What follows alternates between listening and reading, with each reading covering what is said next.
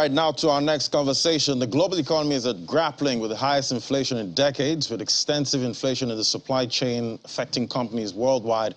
Supply chain disruptions undoubtedly have contributed to the rise in inflation as extensive delays and skyrocketing costs continue to plague the industry. Let's talk to Debayo Adeleke, founder, Supply Chain Africa. Join us right there via Zoom. Great to have you. Good morning, Ladi. Good morning. It's 4:30 at my location, so bear with me with my makeshift studio. I can imagine. And let's get to it. Thank you. So inflation is impacting global economies, at this time. How is it impacting supply chain, in Nigeria? Because some would say it's supply chain issues that are stoking inflation. Absolutely. I think the global economy is trying to kind of grapple the situation right now. But it's actually, we expected this. We expected this actually from the U.S. perspective, with all the money pumped into the system, the infrastructure bill, the COVID bill, and most of the countries around the world pump so much money into the system. So at some point, there will be, most of the causes of inflation is too much of their money in the market, and so the government has to figure out a way to mop up that money within the system once the demand and supply kind of stabilizes over the course of time. So one of the things that we are seeing right now that the government is using the tool is the interest rate to kind of mop up. But Nigeria's situation is quite different because prior to COVID-19, Nigeria has been grappling with inflation, and most of these things has to do with the economic, philosophy, and oftentimes the economic situation of the country. So Nigeria has a compounded inflationary issues. I think we also already way into the double digits last time I checked. And I don't think anything is going to happen in the nearest future now with the political season coming up and all insecurity that is plaguing most of the supply chains in the country. So I don't see this thing relenting until we have a different government in place and we have a different economic perspective, because this current economic perspective has kind of have a terminal hand at some point once the new government comes in next year. But depending on whoever the new government is will determine what kind of trajectory the economy is going to go further. But as it seems right now, we're going to continue to see the fall in dollar. And so Nigeria is really going through a lot. That's in the Naira. And what do you say? Yeah. No, I said the fall in the Naira. Absolutely. The fall in the Naira is really affecting most of the commodities across the board. And I really do feel for a lot of folks that are actually trading commodities because it's not been fair to them. And unfortunately, I'm not a prophet of doom. I can tell you it's going to get worse before it gets better. So with the global economy, which Nigeria is quite nested in it, he's also having some community issues right now. At least since I was born, the U.S. hasn't seen this kind of inflationary rate. And until things stabilizes, until we have some kind of concession in the Russia and Ukraine prices, until some of these dollars has been mopped off the market and some of these contracts that have been for infrastructure bill in the U.S. has been executed, I don't see any of this thing coming down. That's a lot of dollars that needs to be mopped up, at this time. But in what ways can procurement, in what ways can procurement leaders, address, high inflation and alleviate associated pressures? It's too late to be given any tips on that right now, Ladi, because oftentimes these supposed to have been done prior. When you hedge, one of the things we've done, one of the things that we know as procurement specialists, especially if you're on supply chain, is to be able to hedge against inflation. And one of the things you do hedge against inflation has a cost to it as well, is to kind of, put in, if you're actually having on contracts, you'll be able to kind of put those kind of inflationary rates into your contract in such a way and in such a manner that there's any increase in commodity, those things can actually, your contract is flexible in that sense. And also, you also have to store, to hedge against inflation. But the thing about storing against inflation is the fact that you don't know how long this inflation is going to take.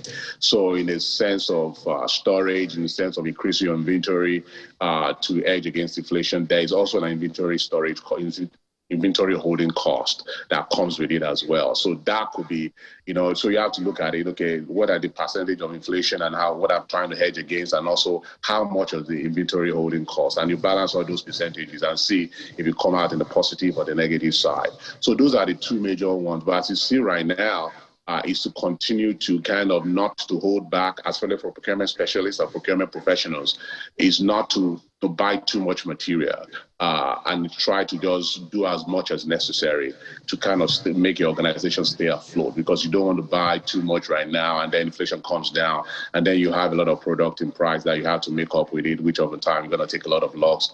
You're going to take a lot of losses on your books. So those are the 2 or 3 tips I can offer procurement professionals at this particular point in time. Especially, it's too late to be hedging against inflation right now. Too late. At least too late for folks in the US, some of them can get ahead of time. They can hedge against inflation, but we're already in the midst of inflation. The best we could do is to reduce the amount of a lot of product that we are buying, and more importantly, is to actually kind of see and kind of put those inflationary rates in our contract as we buy a lot of these commodities in such a way that any fluctuation in prices doesn't affect you as well. Because oftentimes some people are locked in some prices and they won't be able to deliver because of inflationary rates. Right, and another issue is getting the raw materials here. What are the alternatives for companies struggling with high costs of getting some of these raw materials?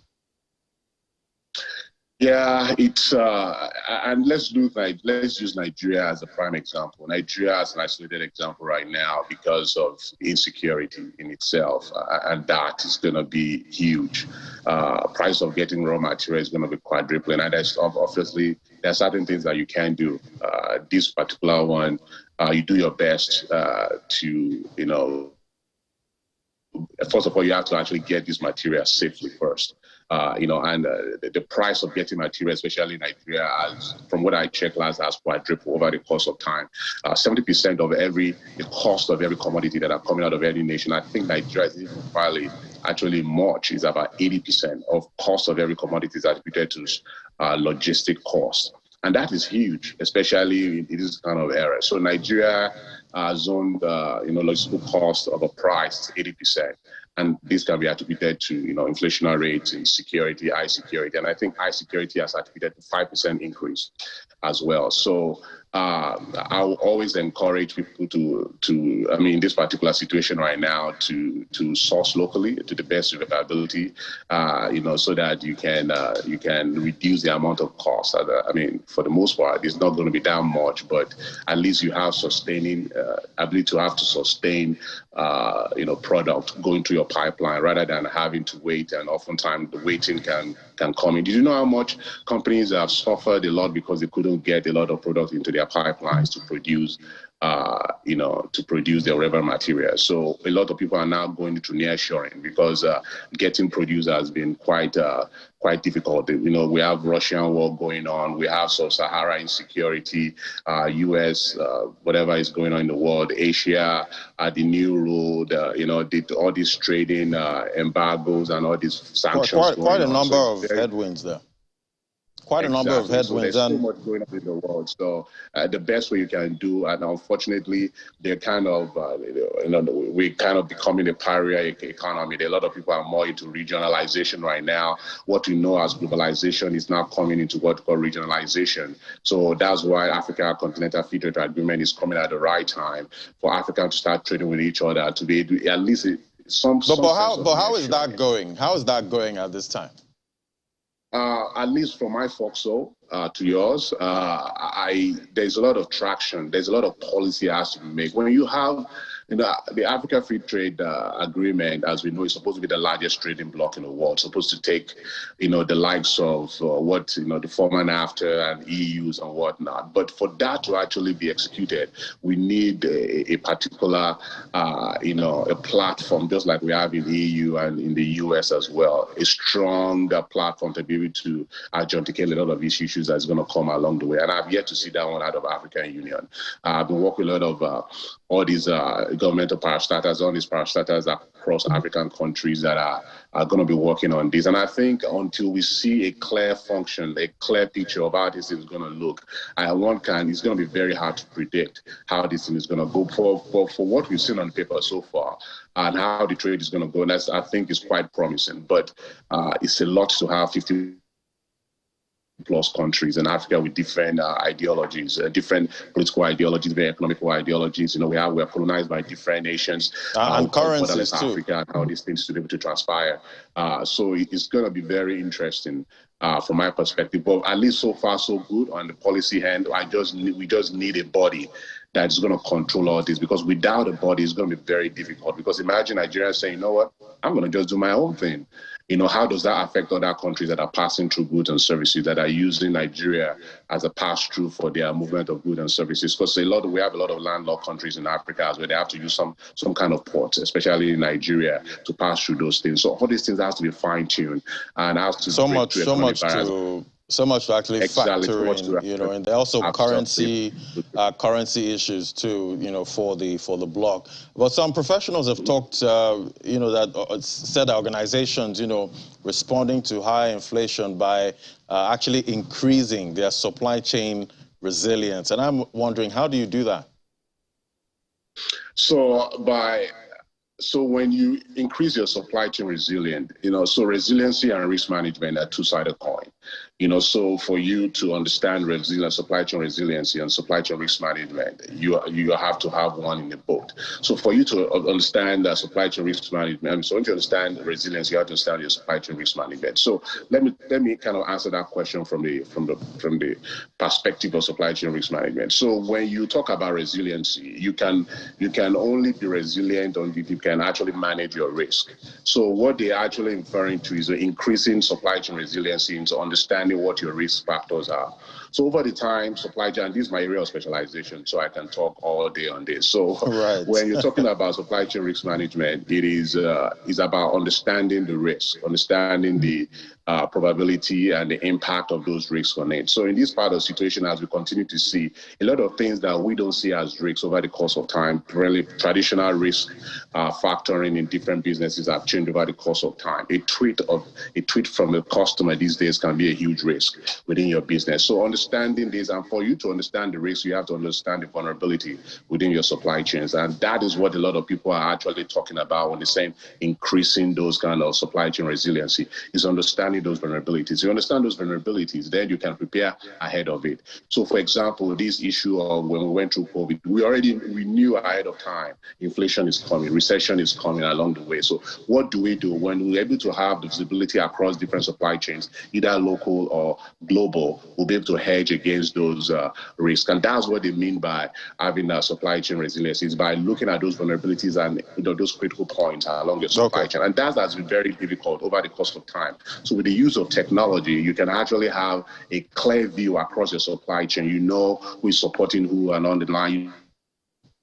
Who are the touch points, what are the touch points along your supply chain, who is touching my supply chain at any given point, and then you can actually look at those vulnerabilities and plug those vulnerabilities in as necessary. So by doing that, you are actually increasing your supply chain resiliency, so you can actually match, but you might not be able to understand the risk to a large extent, but at least the supply, and let me make this statement before I close out on this point. What we saw over COVID is this, because a lot of people do not have supply chain resiliency, a lot of supply chains were broken. So when you actually understand supply chain resiliency and you're able to block those vulnerabilities, you might not be able to do it to a large extent. You might not know all the necessary risks involved. But what is going to happen is whatever is coming is going to stretch your supply chain, but it's not going to break it. And it's easier for you to contract your supply chain than to actually start sewing up together if it's broken. Right. All right. All right, Adeboye Adeleke, we'll have to leave it there now. So much to unpack there. Adeboye Adeleke is the founder of Supply Chain Africa. It was great having your perspective on the show today. Thank you so much, Ladi. It's been a pleasure. Thank you.